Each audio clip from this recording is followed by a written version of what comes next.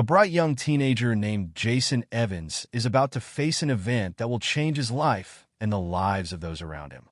What starts as a routine drive with his beloved grandmother turns into a nightmare when Jason is mistaken for a robbery suspect and is unjustly arrested. His quiet dignity in the face of this injustice sets off a chain of events that leads to a dramatic and unexpected response from the community and beyond. But what was it about this seemingly ordinary day that prompted such a significant reaction? Stick around to find out. But before we get started, let us know where you're watching from today. And if you're moved by this story of resilience and justice, don't forget to subscribe. The sun peeked through the curtains of Jason's bedroom, casting a warm glow across his face. He stirred, slowly opening his eyes to the new day. As consciousness crept in, a smile spread across his face. Today was special. Today he was going on a trip with his grandmother. Jason, a 16-year-old African-American teenager, lived in the small, tight-knit suburban community of Maplewood. It was a place where everyone knew their neighbors, where block parties were a summer staple, and where kids still played outside until the streetlights came on. In this cozy corner of the world, Jason had grown up surrounded by love and support. He rolled out of bed, his feet hitting the cool hardwood floor. Stretching, he caught sight of himself in the mirror.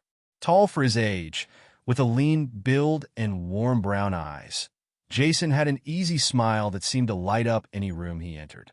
His friends often joked that he could charm his way out of any situation, but the truth was, Jason rarely needed to. He was, by nature, an honest and respectful young man. As he got dressed, Jason's eyes fell on the framed photo on his nightstand. It was a picture of him and his grandmother, Mrs. Evans, taken at his last birthday party.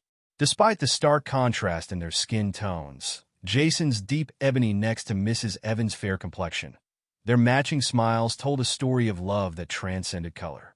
Mrs. Evans wasn't Jason's biological grandmother. She had been his father's foster parent for years before officially adopting him. But to Jason, she was simply Grandma, the woman who baked the best chocolate chip cookies in the world, who always had a funny story to share, and who loved him unconditionally. Dressed and ready, Jason bounded down the stairs, the smell of bacon and coffee guiding him to the kitchen. There, he found his parents and grandmother already gathered around the table. "Good morning, sleepyhead," his mother teased, ruffling his hair as he passed. "Morning, Mom," Jason replied, planting a quick kiss on her cheek before turning to his grandmother. "Morning, Grandma. Ready for our big adventure today?" Mrs. Evans' eyes twinkled with excitement. "You bet I am, sweetheart. But first, sit down and eat your breakfast. Can't have you fainting at the wheel now, can we?" Jason's father looked up from his newspaper, a mock stern expression on his face. "Now, son, remember what we talked about. Driving is a big responsibility. You've got precious cargo with you today." "I know, Dad," Jason said, his voice taking on a serious tone. "I'll be extra careful, I promise." As they ate breakfast, the family chatted about the day ahead. Jason and Mrs. Evans had planned a trip to the nearby city of Millbrook for some shopping and lunch. It was about an hour's drive, perfect for Jason to practice his newly acquired driving skills. Just 3 weeks ago, Jason had passed his learner's permit test with flying colors. He'd been studying for months, determined to ace the exam on his first try. When he'd walked out of the DMV, permit in hand, he'd felt on top of the world. And no one had been prouder than Mrs. Evans. "My grandson, the driver," she'd said, her voice thick with emotion. "Your grandfather would have been so proud." Now, as they finished their breakfast, "Well," she said, pushing back from the table, "shall we get this show on the road?" Jason's heart leapt with excitement. He'd been looking forward to this day all week. Not just because of the trip itself, but because of the opportunity to drive with his grandmother. There was something special about sharing this milestone with her. As they headed out to the car, Jason's mother called out, "Drive safe, you too. And don't let Grandma talk you into any drag racing, Jason." They all laughed, the sound of their mirth echoing in the quiet morning air. It was a perfect day for a drive. Clear skies, a gentle breeze, and the promise of adventure ahead. Jason slid into the driver's seat of his mother's sedan, taking a moment to adjust the mirrors and seat. Mrs. Evans settled in beside him, her purse tucked neatly at her feet. "All set, Grandma?" Jason asked, his hand hovering over the ignition. Mrs. Evans reached over and gave his hand a squeeze. All set, sweetheart. Let's hit the road. With a turn of the key, the engine purred to life. Jason took a deep breath, put the car in drive, and slowly pulled out of the driveway. They were off. As they drove through the familiar streets of Maplewood, Jason felt a sense of pride wash over him. Here he was behind the wheel, navigating the roads he'd known all his life. But this time, he wasn't just a passenger. He was in control. Mrs. Evans seemed to sense his excitement. "You're doing great, Jason," she said, her voice warm with encouragement. "Your grandfather would be so proud to see you now." Jason smiled, his eyes never leaving the road. "Thanks, Grandma. I wish I could have known him." "Oh, he would have adored you," Mrs. Evans said, her voice taking on a wistful tone. "He always said that family isn't about blood, it's about love. And he would have loved you something fierce." As they drove, Mrs. Evans regaled Jason with stories of his grandfather, tales of his kindness, his sense of humor, and his unwavering belief in the goodness of people. Jason listened intently, soaking up every word. These stories were like pieces of a puzzle, helping him build a picture of the man he'd never had the chance to meet. They passed by the local high school, where Jason was known as one of the brightest students in his class. His teachers often praised his intelligence and his eagerness to learn. But what truly set Jason apart was his kindness. He was the type of kid who would stay after class to help a struggling classmate or volunteer to show a new student around. "You know," Mrs. Evans said as they passed the school, "I ran into Mrs. Thompson at the grocery store the other day. She couldn't stop singing your praises." Jason felt a blush creep up his neck. Mrs. Thompson was his English teacher and one of the toughest graders in the school.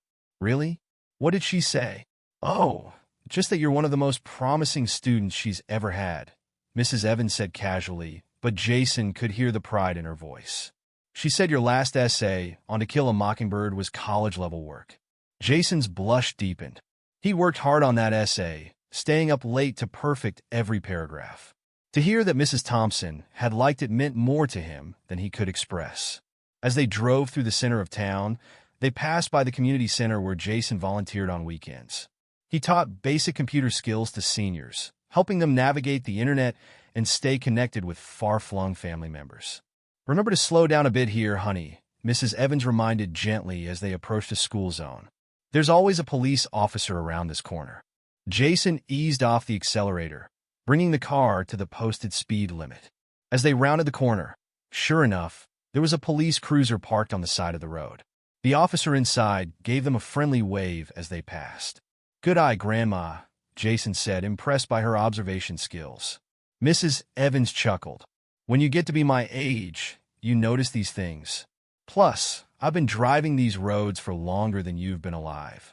As they left the familiar confines of Maplewood behind and merged onto the highway, Jason felt a thrill of excitement. This was new territory for him as a driver. The road stretched out before them, a ribbon of possibility. "So, Grandma," Jason said, keeping his eyes on the road but unable to contain his curiosity, "what's the plan for today? You said something about shopping." Mrs. Evans nodded, a mischievous glint in her eye. "That's right. I thought we might do a little early Christmas shopping. And before you ask, no, I won't tell you what I'm getting you." Jason laughed. "Ah, come on, Grandma. Not even a hint." "Not a chance, young man," Mrs. Evans said firmly, but her eyes were twinkling. "A surprise is a surprise. But I will say this, it's something you've been wanting for a while." Jason's mind raced with possibilities. A new video game?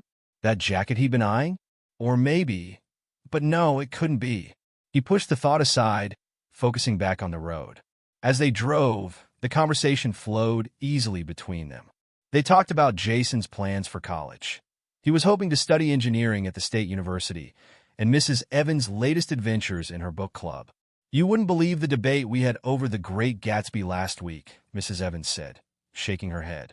"I thought poor Mrs. Higgins was going to have an aneurysm defending Daisy's character." Jason chuckled, imagining the scene. His grandmother's book club meetings were legendary for their passionate discussions. "And let me guess, you were Team Gatsby all the way?" "You know me too well, dear," Mrs. Evans said with a laugh. There's something to be said for a man who never gives up on his dreams. As they neared the outskirts of Millbrook, Jason felt a surge of pride. He'd made it all the way here, navigating busy highways and tricky intersections, all without a hitch. He glanced over at his grandmother, who was looking out the window with a contented smile on her face. "Penny for your thoughts, Grandma?" he asked. Mrs. Evans turned to him, her eyes soft with affection. "Oh, I was just thinking about how lucky I am to have you, to have this day with you. You know, Jason, you're more than just my grandson. You're a gift, a reminder that love knows no boundaries, no colors." Jason felt a lump form in his throat. He'd always known how much his grandmother loved him, but hearing her say it like this, in this moment, made his heart swell with emotion. "I love you too, Grandma," he said, his voice thick. "More than you know." As they pulled into Millbrook, the bustling city streets a stark contrast to the quiet lanes of Maplewood, Jason felt a sense of accomplishment wash over him. He'd done it. He'd driven all the way here, with his precious grandmother by his side, safe and sound.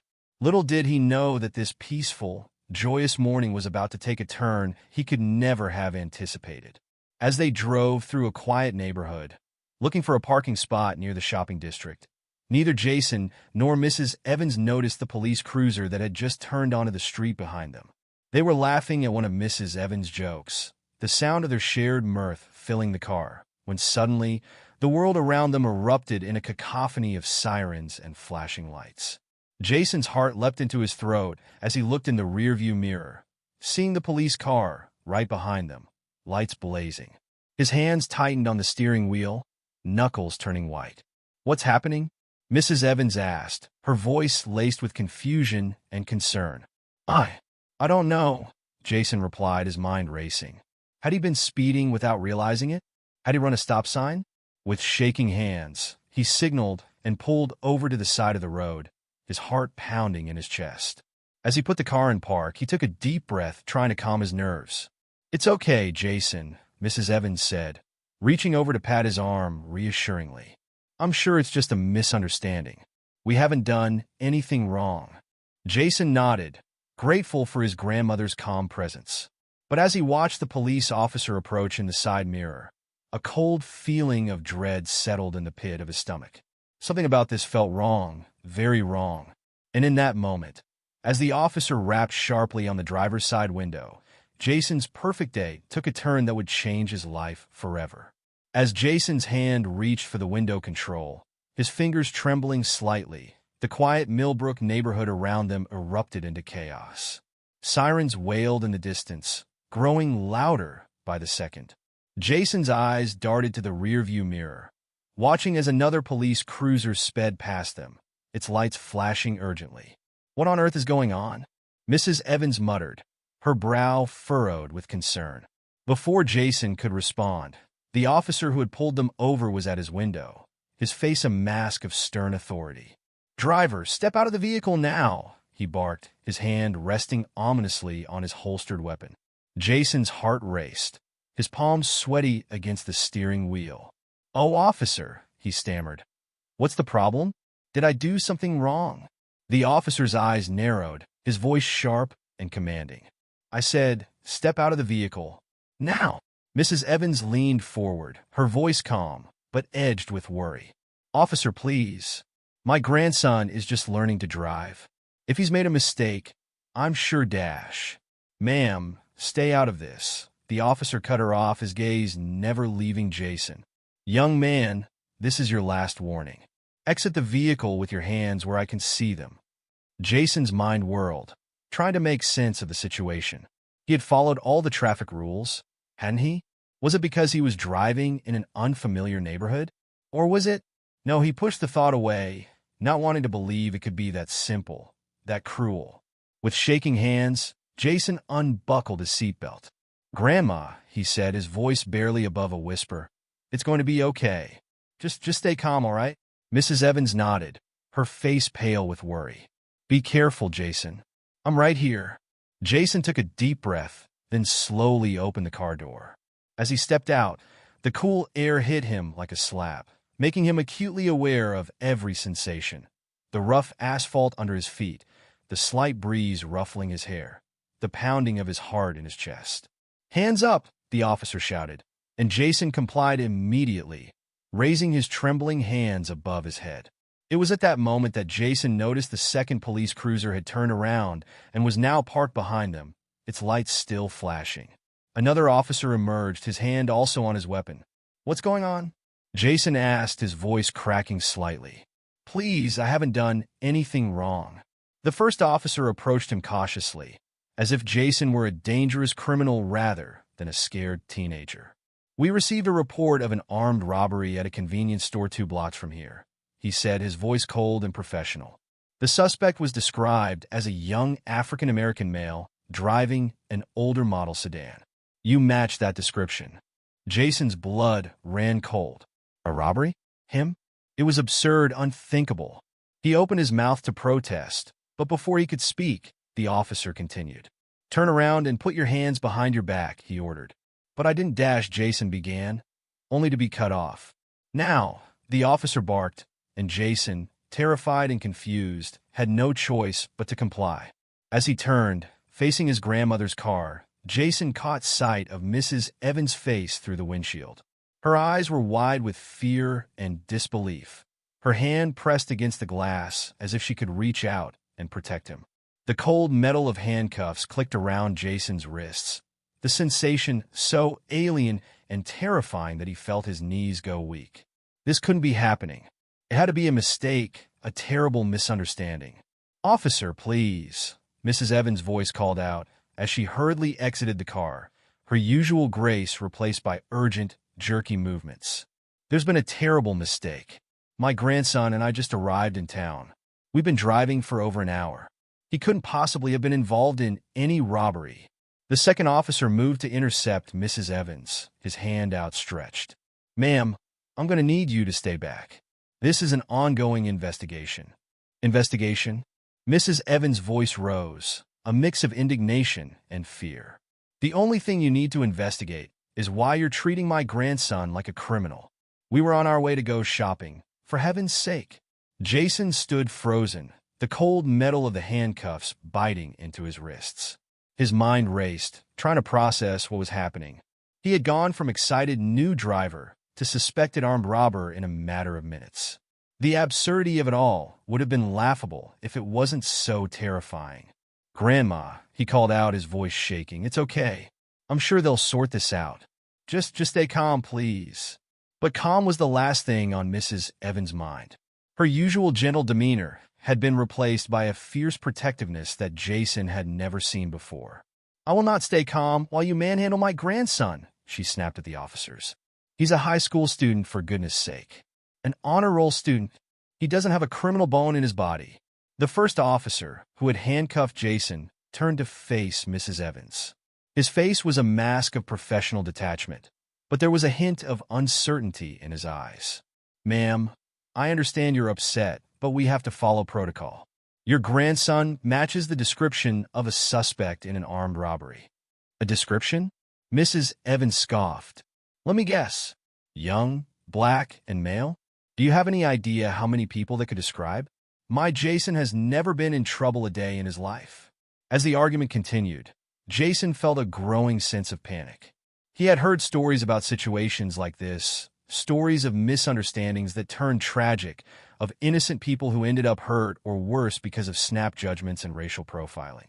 He had always thought those stories happened to other people in other places. Not here. Not to him. "Officer," he said, trying to keep his voice steady. "Please, can I explain? We just got here from Maplewood. I was driving my grandma to go shopping. I have my learner's permit in my wallet.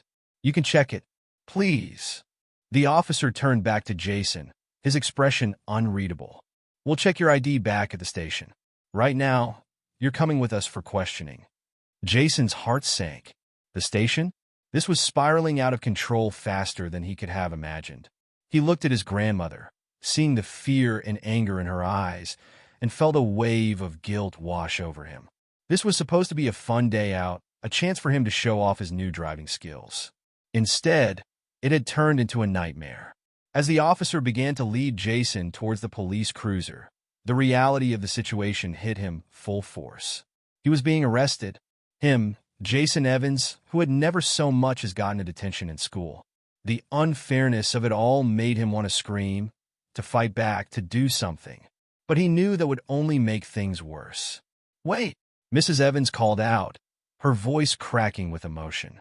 "You can't take him. He's innocent." "Jason, honey, don't worry. I'll call your parents. We'll get this sorted out. Just stay calm, okay?" Jason nodded, not trusting himself to speak. He could feel tears pricking at the corners of his eyes, but he blinked them back furiously. He wouldn't cry. He wouldn't give them the satisfaction of seeing him break down. As the officer opened the back door of the cruiser, Jason caught sight of movement out of the corner of his eye. People were starting to gather on the sidewalks, drawn by the commotion. Some had their phones out, filming the scene. Jason felt a flush of shame creep up his neck. What would people think when they saw this video? A young black man being arrested, his distraught grandmother pleading his innocence. It was like something out of a news story, except this time, he was living it. "Officer," he said, making one last desperate attempt. "Please, can't we just call my parents? They can vouch for me. I'm telling you, there's been a mistake." The officer's face softened slightly, but his grip on Jason's arm remained firm. "Look, kid, I'm just doing my job. If you're innocent, you've got nothing to worry about. We'll get this sorted out at the station."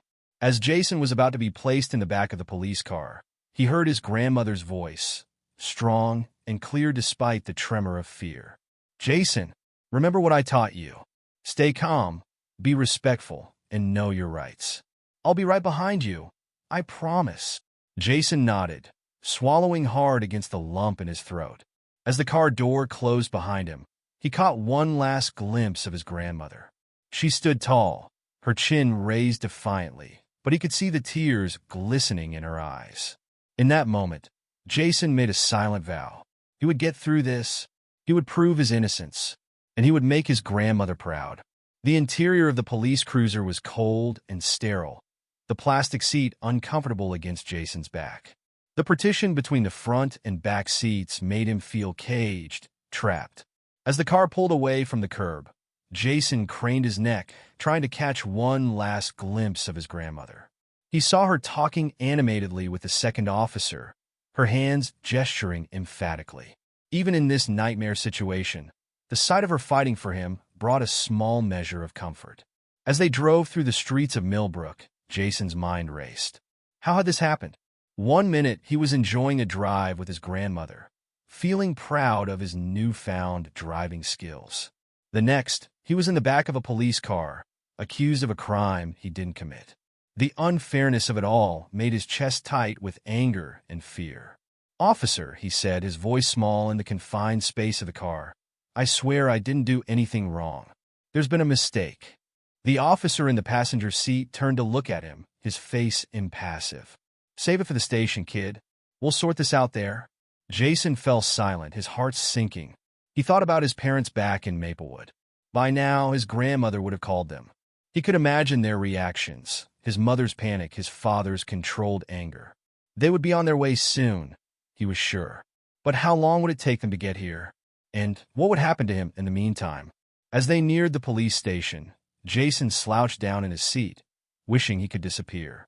What would people think when they saw him? Would they assume he was guilty? Would this follow him forever? Even after the truth came out? The car pulled into the station parking lot, and Jason's stomach churned with anxiety. This was really happening. He was about to be booked for a crime he didn't commit.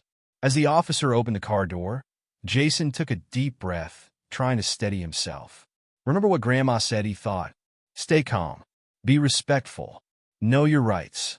As he was led into the station, Jason couldn't help but notice the stares from the officers inside. Some looked curious, others suspicious. He kept his head high, determined not to show how terrified he felt.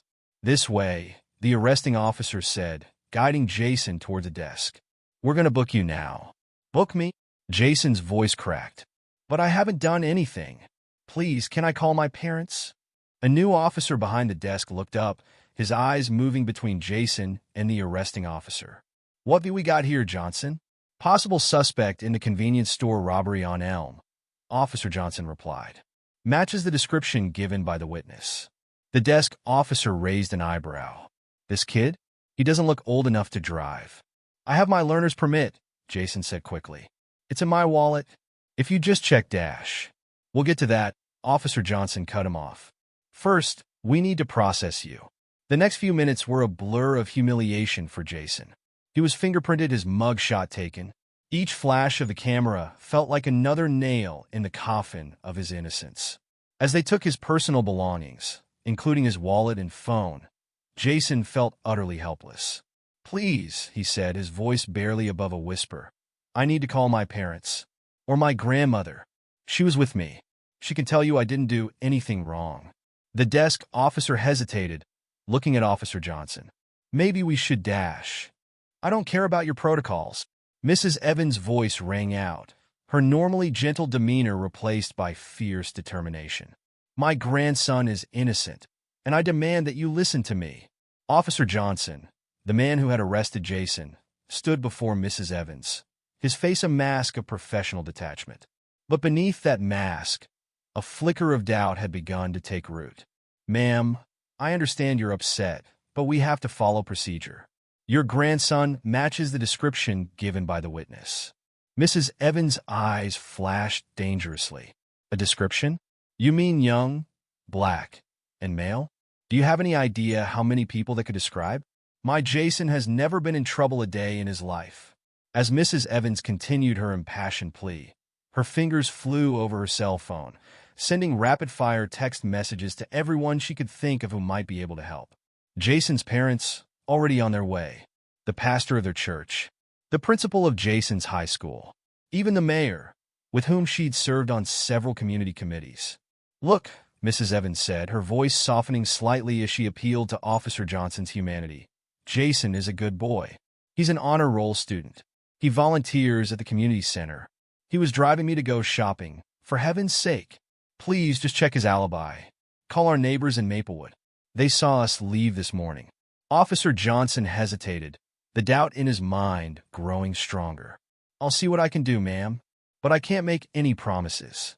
As Mrs. Evans continued her one-woman crusade at the front desk, the investigation into the actual robbery was taking an unexpected turn across town. In a rundown apartment complex on the outskirts of Millbrook, Officer Sarah Martinez and her partner, Officer Tom Blake, were responding to a noise complaint. As they approached the apartment in question, a crash followed by muffled cursing caught their attention. Police! Open up! Officer Martinez called out, her hand instinctively moving to her weapon. The door flew open, revealing a young man with wild eyes and disheveled hair. Before either officer could react, he bolted past them, shoving Officer Blake aside in his desperation to escape. Stop! Police! Officer Martinez shouted, breaking into a run. The chase was short but intense. The suspect, clearly not an experienced criminal, made rookie mistakes. He glanced back too often, slowing himself down. He chose obvious hiding spots, making it easy for the officers to track him. And most damning of all, in his panic, he dropped a crucial piece of evidence, a wad of cash still wrapped in the convenience store's distinctive money bands. When they finally cornered him in a dead-end alley, the young man broke down, sobbing uncontrollably. I'm sorry, he cried, sinking to his knees. I didn't mean to hurt anyone. I needed the money. My mom's sick, and we can't afford her medication. As Officer Martinez cuffed the suspect, Officer Blake picked up the dropped cash, his eyes widening as he realized what they'd stumbled upon. Sarah, he said, his voice low with disbelief, I think we just solved the convenience store robbery. Back at the station, the atmosphere was tense. Mrs. Evans had been joined by Reverend Michael Thomas, the respected pastor of Maplewood's largest church, and Sandra Cooper, the principal of Jason's high school. Their presence had caused quite a stir, with officers and administrative staff alike stealing glances at the impromptu delegation. Chief, Reverend Thomas was saying, his deep voice resonating with quiet authority, I've known Jason Evans since he was a little boy. He's one of the finest young men in our congregation. There's simply no way he could be involved in something like this. Principal Cooper nodded in agreement. Jason is one of our top students. He's never had so much as a detention. He's the kind of kid who stays after school to help tutor struggling classmates. This has to be a mistake. The chief of police, a man named Robert Anderson, listened to their words with growing concern. He'd been on the force for over 30 years, and his instincts were telling him that something wasn't right about this case. Just as he was about to respond, his phone buzzed with an incoming message. As he read the text, his eyebrows shot up in surprise. "Well," he said, looking up at the group before him, "it seems we may have had a breakthrough in the case." The next hour was a whirlwind of activity at the Millbrook police station. As officers Martinez and Blake brought in the real robbery suspect, the pieces of the puzzle began to fall into place with alarming speed. The suspect, a 22-year-old named Eric Thompson, had confessed to the robbery almost immediately. His description matched the one given by the convenience store clerk, but with one crucial difference. Eric was several inches shorter than Jason, a detail that had somehow been overlooked in the initial report. As the truth of the situation became clear, a palpable sense of unease settled over the station. Officer Johnson, who had been so certain of Jason's guilt just hours before, now found himself facing an uncomfortable reality. He'd made a mistake, a big one. "Chief," he said, his voice tight with tension, "I think we need to review the Evans case immediately." Chief Anderson nodded grimly. "I couldn't agree more. Give me everything we have on the boy. And I mean everything." What followed was a deep dive into Jason Evans' background. And with each new piece of information, the officer's shock and dismay grew. "Honor roll student every semester since freshman year," Officer Johnson read aloud, his voice tinged with disbelief. "Active in the school's debate club and math team. Volunteers at the local community center teaching computer skills to seniors." Chief Anderson shook his head, a mix of admiration and regret on his face. "This kid's record is cleaner than half my officers. How the hell did we get this so wrong?" The evidence of Jason's character and achievements continued to pile up. Letters of recommendation from teachers praising his intelligence and work ethic. Certificates of achievement for various academic competitions. Even a local news article featuring Jason's volunteer work, showing him patiently helping an elderly woman navigate a computer. As the reality of their mistakes sank in, the mood in the station shifted dramatically. The earlier bustle of activity was replaced by a heavy silence, broken only by the occasional murmur of disbelief or regret. Officer Johnson sat at his desk, his head in his hands. "Chief," he said, his voice barely above a whisper, "I really messed up. I saw a young black kid driving an old car, and I jumped to conclusions. I didn't even give him a chance to explain." Chief Anderson placed a comforting hand on Johnson's shoulder. "We all messed up, John. But now we need to focus on making this right." Just then, a commotion at the front desk caught their attention. Mrs. Evans' voice, which had been a constant presence throughout the day, suddenly rose in volume and intensity. "What do you mean you caught someone else? Are you telling me my grandson has been here all this time for nothing?" Chief Anderson took a deep breath, squaring his shoulders. "Well," he said grimly, "I guess it's time to face the music." Mrs. Evans burst into the chief's office like a force of nature, her eyes blazing with a mixture of relief, anger, and fierce protectiveness. Behind her came Jason's parents, their faces etched with worry and barely contained fury. "Where is my grandson?" Mrs. Evans demanded, her voice ringing with authority. "I want to see him right now." Chief Anderson held up his hands in a placating gesture. "Mrs. Evans, Mr. and Mrs. Evans, please have a seat. We have a lot to discuss." "Discuss?" Jason's father, Michael Evans, spat the word out like it left a bad taste in his mouth. "You've held our son here for hours, accused him of a crime he didn't commit, and now you want to discuss?" "I understand your anger," Chief Anderson said, his voice calm but tinged with regret. "And you have every right to it. We've made a terrible mistake, and I want to personally apologize for the ordeal your family has been put through." The room fell silent for a moment as the weight of his words sank in. Then, like a dam breaking, the emotions that had been held in check for hours came flooding out. "Do you have any idea what you put my grandson through?" Mrs. Evans' voice cracked with emotion. "He's a child, a good boy who's never been in trouble a day in his life. And you treated him like a common criminal." Jason's mother, Lisa, stepped forward, her eyes glistening with unshed tears. "We taught Jason to respect the law, to trust the police. How is he supposed to feel safe now? How can he trust the very people who were supposed to protect him? Chief Anderson listened to their words, his face a mask of shame and regret. When they had finished, he spoke softly but firmly. "You're right. We failed your son today. We failed your family. And we failed our community. There's no excuse for what happened, but I promise you, we will do everything in our power to make this right." Just then, there was a knock at the door. Officer Johnson entered, leading a visibly shaken Jason. The moment he saw his family, Jason's composure crumbled. He rushed into his mother's arms, his shoulders shaking with silent sobs. "Oh, baby," Lisa murmured, holding her son tight. "It's okay. We're here now. It's all over." Michael Evans wrapped his arms around both of them, his face a storm of emotions. Over their shoulders, he fixed Chief Anderson with a steely gaze. "This isn't over," he said, his voice low and dangerous. "Not by a long shot." Mrs. Evans, seeing her grandson safe at last, turned back to Chief Anderson. "I want to know exactly what happened," she demanded. "How did this go so terribly wrong?" For the next hour, Chief Anderson and Officer Johnson explained the series of events that had led to Jason's wrongful arrest. They detailed the initial report, the vague description that had led them to suspect Jason, and the critical errors in judgment that had snowballed into this catastrophe.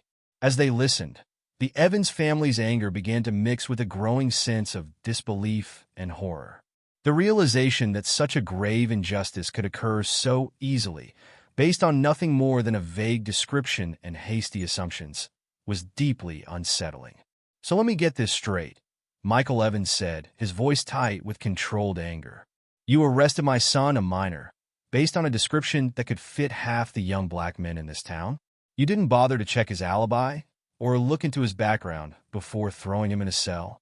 Chief Anderson nodded, his face grave. "You're right, Mr. Evans. We failed to follow proper procedure. We allowed assumptions and, yes, racial bias to cloud our judgment. It's inexcusable, and we will be conducting a full review of our policies and training procedures to ensure this never happens again." Jason, who had been quiet throughout the explanation, finally spoke up. His voice was small, but there was a hint of steel beneath the fear. "What happens now?" he asked. Is my name cleared? Will people know I didn't do anything wrong?"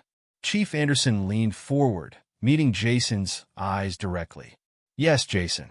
We will be issuing a full public statement clearing your name and apologizing for our mistake. We'll also be reaching out to the media to correct any misinformation that may have been reported." Lisa Evans tightened her arm around her son's shoulders. "That's not enough," she said firmly. "My son's reputation has been damaged. His trust in the system has been shattered. How do you plan to make that right?" The room fell silent as the weight of her question hung in the air. It was Mrs. Evans who finally broke the silence, her voice calm but filled with determination. "Here's what's going to happen," she said, fixing Chief Anderson with a steely gaze. "You're going to release my grandson immediately. You're going to issue that public apology, making it crystal clear that Jason was wrongfully arrested and is completely innocent. You're going to implement new training programs to address racial bias in your department. And you're going to work with our community to rebuild the trust that you've broken today." Chief Anderson nodded solemnly. "Yes, ma'am. We will do all of that and more. You have my word." As the family prepared to leave the station, Jason paused at the door. He turned back to Chief Anderson and Officer Johnson, his young face etched with an emotion that no teenager should have to feel, a mix of fear, disillusionment, and a newfound wariness. "I always thought the police were supposed to protect people," he said softly. "I thought if you were innocent, you had nothing to fear. I don't know if I can believe that anymore." His words hung in the air, a damning indictment of the system that had failed him so spectacularly. As Jason walked out of the station, surrounded by his loving family, the officers were left to contemplate the far-reaching consequences of their actions. The damage had been done. An innocent young man's faith in justice had been shaken to its core. A family's sense of security in their community had been shattered. And the delicate balance of trust between the police and the citizens they swore to protect had been severely tested. As the Evans family drove home in silence, each lost in their own thoughts, They knew that their fight was far from over. The journey to heal the wounds inflicted by this injustice, to reclaim Jason's reputation, and to push for meaningful change in their community was just beginning. Back at the station, Chief Anderson slumped in his chair, the weight of the day's events heavy on his shoulders. He looked at Officer Johnson, seeing his own regret and determination mirrored in the younger man's eyes. "We've got a lot of work to do," Chief Anderson said quietly. Officer Johnson nodded, his jaw set with resolve. "Yes, sir. Where do we start?" As the sun set on one of the most tumultuous days in Millbrook's recent history, two parallel journeys began. For the Evans family, it was a journey of healing, of fighting for justice, and of helping Jason reclaim his sense of safety and trust. For the Millbrook Police Department, it was a journey of reform, of confronting uncomfortable truths about bias and prejudice, and of working to rebuild the community's trust. The road ahead would be long and challenging, but in the crucible of this crisis, the seeds of change had been planted. Only time would tell what would grow from this painful experience. But one thing was certain: Millbrook would never be quite the same again. The sun had barely risen over Millbrook when Jason's story exploded across social media. A shaky video, captured by a bystander during his arrest, spread like wildfire. Within hours, #JusticeForJason was trending nationwide. In the Evans household, the phone rang incessantly. Jason sat on the couch, staring blankly at the TV as news anchors dissected his ordeal. Today, we're discussing the shocking arrest of Jason Evans, a 16-year-old honor student wrongfully accused of armed robbery. A news anchor's voice filled the room. Mrs. Evans muted the TV, turning to her grandson. "Jason, honey, you don't have to watch this." Jason shook his head. "I need to know what people are saying, Grandma." Outside, the community's outrage was palpable. Within days, the quiet streets of Millbrook transformed into a sea of protest signs and chanting voices. No justice, no peace. The crowd's cry echoed through the town square. Among the protesters, Reverend Thomas's voice boomed through a megaphone. "We demand accountability. Our children deserve to feel safe in their own community." As the protests grew, so did media attention. Local news vans lined the streets, reporters clamoring for interviews. "Jason, would you like to share your story?" a young reporter asked, her eyes filled with sympathy. Jason hesitated, looking to his parents for guidance. His father nodded encouragingly. I want people to know the truth," Jason said, his voice shaky but determined. "I was just driving my grandma to go shopping. I didn't do anything wrong." The reporter's eyes softened. "And how do you feel about what happened?" Jason took a deep breath. "Scared, angry, confused. I always thought if you didn't do anything wrong, you had nothing to fear from the police. But now, I don't know what to think." As Jason's words aired that evening, they struck a chord with viewers across the nation. Comments flooded social media. "This could have been my son.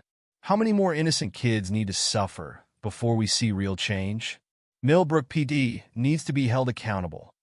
The next day, community leaders gathered at Maplewood Community Center. Principal Cooper stood at the podium, her voice filled with emotion. "Jason Evans is not just a student at our school. He's a bright light in our community. What happened to him is a stark reminder of the work we still need to do to combat racial bias and injustice." As she spoke, Jason sat in the audience, surrounded by his family and friends. The weight of sudden notoriety pressed heavily on his young shoulders. In the days that followed, the Evans family's living room transformed into an impromptu war room. Legal documents covered the coffee table, and the air buzzed with tense discussions.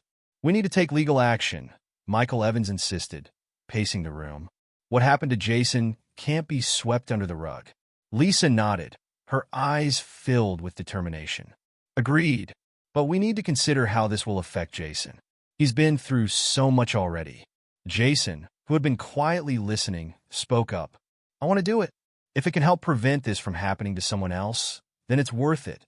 The family turned to Jason, surprise and pride mingling on their faces. "Are you sure, sweetheart?" Mrs. Evans asked gently. "It won't be easy. There will be a lot of attention, a lot of questions." Jason nodded, his jaw set with resolve. "I'm sure, Grandma." I need to do this. With Jason's decision made, the family engaged a prominent civil rights attorney, Sarah Goldstein. Her reputation for fighting racial injustice preceded her. The Millbrook Police Department violated Jason's constitutional rights, Sarah explained during their first meeting. We're going to file a lawsuit for wrongful arrest and racial profiling. As the legal wheels began to turn, Jason faced a different battle at home. Nightmares plagued his sleep, filled with flashing lights and cold handcuffs. During the day, he jumped at sudden noises and eyed passing police cars with fear. I don't know if I'll ever feel safe again, Jason confided to his grandmother one afternoon. Every time I see a cop, my heart starts racing. Mrs. Evans pulled him into a tight hug. Oh, sweetheart, it's okay to feel scared. What happened to you was traumatic. But remember, you're not alone in this. We're all here for you. The family rallied around Jason, creating a support system that never wavered. They found a therapist specializing in trauma, helping Jason process his emotions and fears. At school, Jason's friends formed a protective circle around him. They walked him to classes, sat with him at lunch, and fiercely defended him against any whispers or stares. You okay, man? His best friend Marcus asked one day as they walked home. You've been pretty quiet lately. Jason shrugged. I don't know. Sometimes it feels like everyone's watching me, waiting for me to break down or something. Marcus nodded thoughtfully. Yeah, I get that. But hey, we got you back. Always. The support extended beyond Jason's immediate circle. Community members left encouraging notes in the Evans mailbox. Local businesses put up "We Stand with Jason" signs in their windows. The outpouring of love was overwhelming. Yet, despite the support, the incident left its mark on Jason. He grew more reserved, more cautious. The carefree teenager who had excitedly set out for a day of shopping with his grandmother seemed like a distant memory. One evening, as the family sat around the dinner table, Lisa noticed Jason pushing his food around his plate. You need to eat, honey, she said gently. Keep your strength up. Jason sighed. I'm just not hungry. Mom, do you think things will ever go back to normal? The table fell silent, the weight of his question hanging in the air. Michael reached out, squeezing his son's shoulder. Normal might look a little different now, son, but we'll get through this together. And who knows? Maybe we can help make things better for other kids like you. Jason nodded, a small smile tugging at his lips. It wasn't much, but it was a start. Weeks turned into months as the legal battle unfolded. Finally, on a crisp autumn morning, the Evans family gathered in the Millbrook Town Hall for a press conference. Chief Anderson stood at the podium, his face etched with remorse.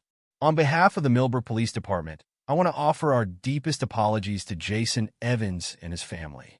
Our actions that day were inexcusable and stemmed from implicit biases that have no place in law enforcement. He paused, taking a deep breath before continuing. We are implementing comprehensive racial sensitivity training for all officers. Additionally, the officers involved in Jason's wrongful arrest have been suspended pending further disciplinary action. As Chief Anderson stepped away, Jason approached the podium. The room fell silent. All eyes on the young man who had become the face of a movement. What happened to me was wrong, Jason began, his voice steady despite his nerves. But I don't want it to define me. I want it to be a catalyst for change. He looked out at the sea of faces, drawing strength from his family's encouraging smiles. I'm going to work with the police department and community leaders to create programs that bridge the gap between law enforcement and young people of color. We need to build trust and understanding on both sides. A ripple of applause swept through the room, growing into a thunderous ovation. Jason's words had struck a chord, offering hope in the wake of injustice. In the months that followed, Jason threw himself into his advocacy work. He spoke at schools, community centers, and even a statewide conference on racial justice. It's not about pointing fingers or assigning blame, Jason explained to a group of wide-eyed middle schoolers. It's about recognizing our biases and working to overcome them.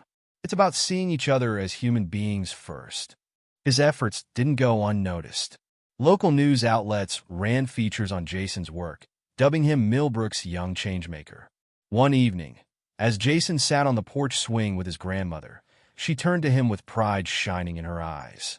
You know, Jason, I always knew you were destined for great things. But watching you turn this painful experience into something positive, well, it takes my breath away. Jason smiled, leaning into her embrace. I couldn't have done it without you, Grandma. Without all of you. As the sun set over Millbrook, casting a warm glow across the neighborhood, there was a sense of hope in the air. The road ahead was long, the work far from over. But in the aftermath of injustice, a community had come together. Led by a young man who refused to be defined by one terrible day, they were taking steps towards a more just and understanding future. Jason's story had begun with a wrongful arrest, but it wouldn't end there. Instead, it would be remembered as the spark that ignited change, the moment a community decided to confront its biases and work towards a better tomorrow. As night fell, Jason looked out at the quiet street, a mix of emotions swirling in his chest. There was still fear, still anger at what had happened. But alongside those darker feelings, something else had taken root: determination. Determination to make a difference, to turn his pain into purpose. Ready for your big day tomorrow? Mrs. Evans asked, referring to Jason's scheduled meeting with the mayor to discuss youth outreach programs. Jason nodded, a small smile playing on his lips. Yeah, Grandma, I think I am. And as the porch swing gently rocked, grandmother and grandson sat in comfortable silence, looking towards a future they were helping to shape. One conversation, one program, one changed mind at a time. The autumn breeze rustled through the trees lining Maplewood's main street, scattering golden leaves across the sidewalk. Jason Evans, now 17, walked with purpose, his backpack slung over one shoulder. He'd grown taller over the past year, his shoulders broader, but it was the quiet confidence in his stride that truly marked the change. As he approached the community center, a familiar voice called out, "Hey, Jason, ready for the big day?" Jason turned to see Marcus jogging up beside him, grinning widely. "As ready as I'll ever be," Jason replied, a mix of excitement and nervousness in his voice. Today marked the launch of Bridge the Gap, a program Jason had spent months developing with the Millbrook Police Department and community leaders. Its goal was to foster understanding and trust between local youth and law enforcement. Inside the community center, a buzz of activity greeted them. Volunteers bustled about, setting up chairs and hanging banners. Officer Johnson, looking slightly out of place in his casual clothes rather than his uniform, approached Jason with an outstretched hand. "Jason, good to see you," he said, his voice warm but tinged with the awkwardness that still lingered between them. "Everything looks great. You've done an amazing job putting this together." Jason shook his hand, meeting the officer's eyes. "Thanks, Officer Johnson. I appreciate your support in making this happen." As they talked through last-minute details, Jason couldn't help but reflect on the journey that had brought them to this point. The memory of his wrongful arrest still stung, but it had become a driving force rather than a paralyzing fear. The sound of the door opening drew Jason's attention. His family walked in, his parents, grandmother, and little sister Zoe. Mrs. Evans immediately enveloped him in a hug. "Oh, sweetheart, I'm so proud of you," she said, her eyes glistening with unshed tears. Jason hugged her back tightly. "Thanks, Grandma. I couldn't have done any of this without you." As the room filled with community members, police officers, and local youth, Jason took a deep breath. It was time to begin. Jason stepped up to the podium, surveying the diverse crowd before him. Familiar faces from school sat alongside police officers, community leaders, and curious residents. The air thrummed with anticipation. "Good afternoon, everyone," Jason began, his voice steady despite the butterflies in his stomach. "Thank you all for coming to the launch of Bridge the Gap. A year ago, I never could have imagined standing here today. I was just a kid who wanted to go shopping with his grandmother." A ripple of knowing murmurs swept through the audience. What happened to me that day shook my faith in the system meant to protect us. But it also opened my eyes to the work we need to do, all of us, to build understanding and trust in our community. As Jason spoke, he saw nods of agreement, some eyes glistening with tears, others set with determination. Bridge the Gap isn't about pointing fingers or assigning blame. It's about creating spaces for honest conversations, for learning from each other, and for growing together. It's about seeing the humanity in each other, beyond uniforms or stereotypes. He went on to outline the program's initiatives: weekly dialogue sessions between youth and police officers, community service projects they would work on together, and a mentorship program pairing officers with local teenagers. "This is just the beginning," Jason concluded. "The real work starts now, with each of us committing to open our minds, to listen, and to be the change we want to see in our community." As applause filled the room, Jason caught his grandmother's eye. She nodded, a proud smile illuminating her face. The event transitioned into a meet and greet, with attendees mingling, sharing refreshments, and signing up for various program activities. Jason found himself in conversation after conversation, his earlier nervousness replaced by passionate engagement. "I never thought I'd say this," a young girl told him, glancing at the officer she'd been chatting with, "but I actually feel like they might listen to us." Across the room, Officer Johnson was deep in discussion with a group of teenagers. "I want to understand your perspectives," he was saying. "Help me see the world through your eyes." As the event wound down, Chief Anderson approached Jason. "You've started something remarkable here, Jason," he said, his voice gruff with emotion. "Your courage and vision. Well, you're teaching us all a valuable lesson." Jason nodded, accepting the compliment. "Thank you, Chief. But this is just the first step. We have a long way to go." In the weeks that followed, Bridge the Gap faced its share of challenges. Some community members remained skeptical, their trust too deeply broken to mend quickly. A few officers grumbled about sensitivity training and pandering. But slowly, steadily, progress emerged. One crisp Saturday morning, Jason arrived at the local park to find a group of officers and teenagers working side by side, planting trees as part of their first community service project. "Hey, Jason," called out Malik, a sophomore Jason had mentored. "Check it out. Officer Rodriguez here can't tell a shovel from a rake." Officer Rodriguez laughed good-naturedly. "Hey, I'm learning. You try digging holes in this uniform." The easy banter, the shared laughter, it was a small thing, but it made Jason's heart swell with hope. Not every interaction was so smooth, of course. During one dialogue session, tensions flared as a group of students shared their experiences of racial profiling. "You don't know what it's like," one boy said, his voice cracking with emotion. "To be afraid every time you see a police car. To wonder if today's the day you'll be stopped for no reason." The officers in the room shifted uncomfortably, but to Jason's relief, they listened. They asked questions. They started to understand. "I never realized," Officer Johnson admitted later. "We're taught to look for suspicious behavior, but maybe we need to examine what we consider suspicious in the first place."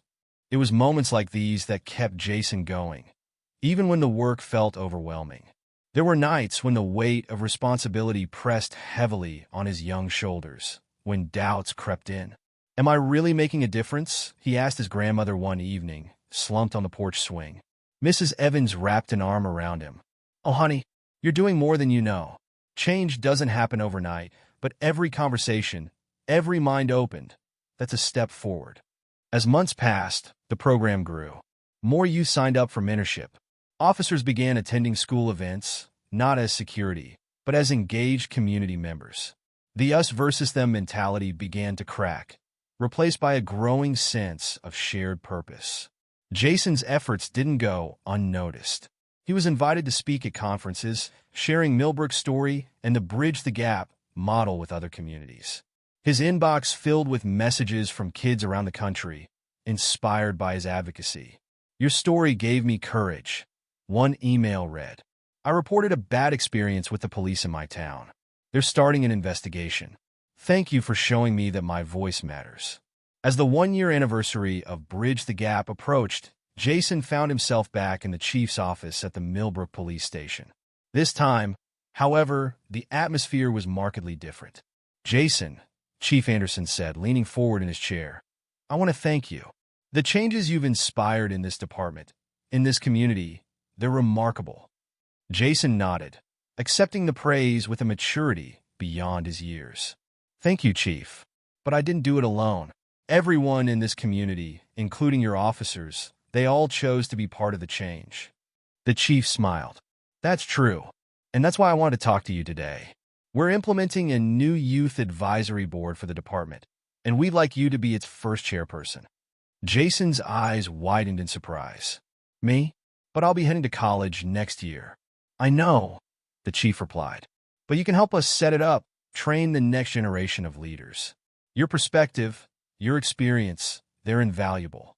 As Jason left the station, his mind whirling with plans and possibilities, he nearly bumped into a familiar face. Oh, excuse me, Jason? It was Officer Johnson, looking surprised but pleased to see him. Officer Johnson, Jason greeted him, a small smile on his face. The officer shifted, a look of determination crossing his features. Jason, I've been wanting to say this for a while now. I'm sorry, truly sorry for what happened that day, for my part in it. I know words aren't enough, but I want you to know that you've changed me. Changed how I approach my job, how I see the people I'm meant to protect. Jason felt a weight he hadn't even realized he was carrying lift from his shoulders. Thank you, he said softly. That means a lot. As they parted ways, Jason felt a sense of completion, of coming full circle. The incident that had once filled him with fear and anger had become a catalyst for real, meaningful change. Walking home, Jason's phone buzzed with a text from his grandmother. Dinner's ready, sweetheart. Dad's firing up the grill to celebrate your big news. Jason smiled, picking up his pace. As he rounded the corner onto his street, he saw his little sister Zoe playing hopscotch on the sidewalk with a group of neighborhood kids. Among them was Officer Rodriguez's daughter, the two girls laughing as they hopped and skipped together. The sight filled Jason with warmth. This was what it was all about, building a community where everyone felt safe, valued, and understood. As he walked up his driveway, the smell of barbecue wafting through the air, Jason paused for a moment. He looked back at the street where, a year ago, his life had changed forever. The memory no longer filled him with dread. Instead, he felt a sense of purpose, of hope. The work wasn't done. There would always be more bridges to build, more gaps to close. But standing there, watching the sun set over Millbrook, Jason knew that every step, every conversation, every small victory was worth it. His grandmother's voice called from the backyard, "Jason, honey, come on back. Everyone's waiting." With a smile, Jason headed towards the voices of his family and friends. Tomorrow would bring new challenges, new opportunities to make a difference. But for now, he was exactly where he needed to be, surrounded by love, celebrating how far they'd come, and looking forward to the journey ahead. As he joined his family in the backyard, Mrs. Evans pulled him into a tight hug. "I'm so proud of you, Jason," she whispered. "You've turned something painful into a force for good. You're changing the world, one step at a time." Jason hugged her back, feeling the truth of her words settle in his heart. He had faced injustice and chosen not to be defined by it, but to redefine it. In doing so, he had not only reclaimed his own narrative but had helped an entire community write a new chapter. As the stars began to twinkle overhead and laughter filled the air, Jason knew that while the past couldn't be changed, the future was full of promise. And he was ready to meet it head-on, armed with compassion, determination, and the unwavering support of his community. The end of this chapter was just the beginning of a lifelong journey, one of advocacy, understanding, and hope. And Jason Evans was ready for every step of it. Jason Matthews' life changed in ways he never imagined, and the ripple effect of that day's events reached far beyond his small community, touching the lives of everyone who heard his story. If you were inspired by Jason's journey, make sure to subscribe for more stories of resilience and justice. And before you go, let us know, how would you have reacted if you were in Jason's shoes? We'd love to hear your thoughts.